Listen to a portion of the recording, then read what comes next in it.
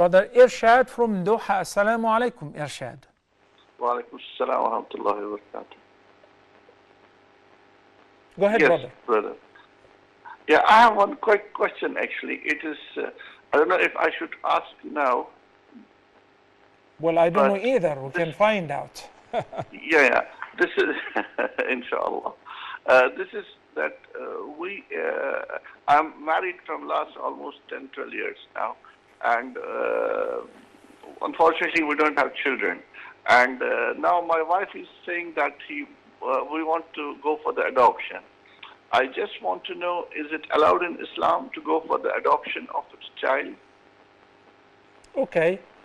And have you tried other means? I'm pretty sure you did, but just to inquire about it. Yes, we did a lot of work on this one, but unfortunately it didn't work for us. You never know. I wouldn't say unfortunately, Brother Ishad. You really never know. It could be for the best of both of you. Allah the Almighty knows best. The ayah is very beautiful in this regard. Allah the Almighty says, يَهَوْ لِمَنْ يَشَاءُ إِنَاثًا وَيَهَبُ لِمَنْ يَشَاءُ الذُّكُورَ أَوْ يُزَوِّجُهُمْ ذُكْرَانًا وَإِنَاثًا وَيَجْعَلُ مَنْ يَشَاءُ عَقِيمًا. So He may give the couple boys or girls, or both boys and girls, or may make them sterile for His wisdom, and He knows best. I mean, I can talk enough to convince you and the audience that definitely whatever Allah the Almighty decreed for His servant is for the best of His welfare in this life and in the hereafter. So number one has to be pleased with Allah's decision for many reasons, because you're a believer and you believe in His decree, and mashallah, I can sense that from your tone and from your question.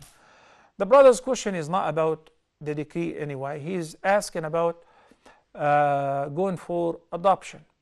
The word adoption itself is kind of allergic to some people. So right away when you write, is adoption halal in Islam, you will find the answer, no, it is forbidden and it is haram. What kind of adoption? What kind of adoption?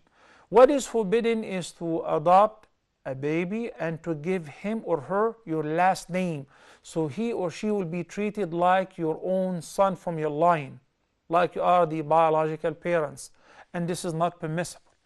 So what is not just permissible, also recommended, is to adopt an orphan, obviously an orphan, and to support them or raise them financially, morally, educate them until they grow up. The Prophet ﷺ said in this regard, أنا وكافل اليتيم في الجنة هكذا.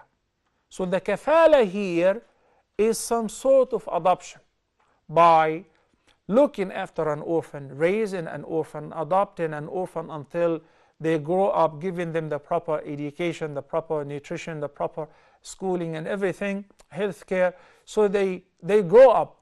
But you don't give them your last name, so they keep their own names. You don't give them your last name, and they do not become your mahram. In other words, whenever you adopt a baby girl, she was like still being breastfed, and you're in the cradle. Now she's 19, she's 20, she's mashallah at a marriageable age. She's not actually your daughter. So there is no mahramiyya relationship between you and the girl. You raised her, but she's not your daughter. She's not your niece. So no shaking hands, no hugs and kisses, because she is not your biological daughter. The same with the boy for the foster mother. So what would we do in order to come out of this restrictions? We say if you adopt a child like from an orphanage, or you know that somebody's parents died and no one to look after them, and then you adopt this baby. If your sister can breastfeed this baby at least 5 times, then you've become like an uncle to her. So now there is a mahramiyya relationship between you and the baby, even when she grows up, because she's your niece due to breastfeeding or suckling.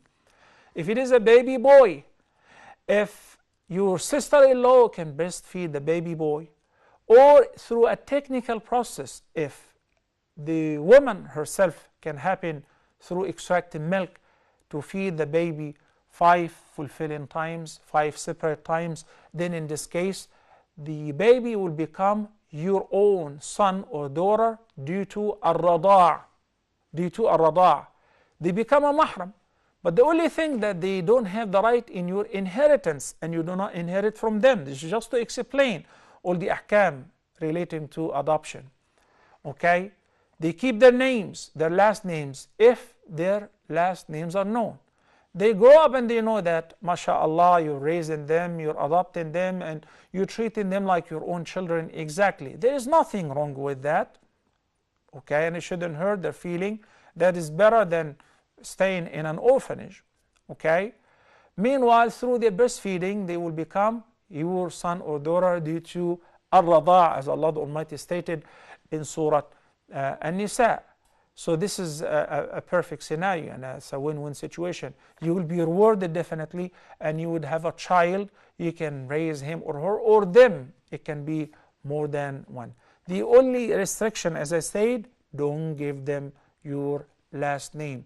And when you do so, when you adopt a child or an orphan, keep in mind your intention is not to give you some entertainment because you don't have any children and you need somebody to look after and get busy with. No, your intention is you want to be a companion to the Prophet ﷺ, you and your spouse in paradise, because he said, the person who look after an orphan will become so close to me in paradise like these 2 fingers, the middle and the index. So that should be your intention. And may Allah grant you both a goodly offspring. Ameen. Jazakallahu khairan. Arshad from Qatar.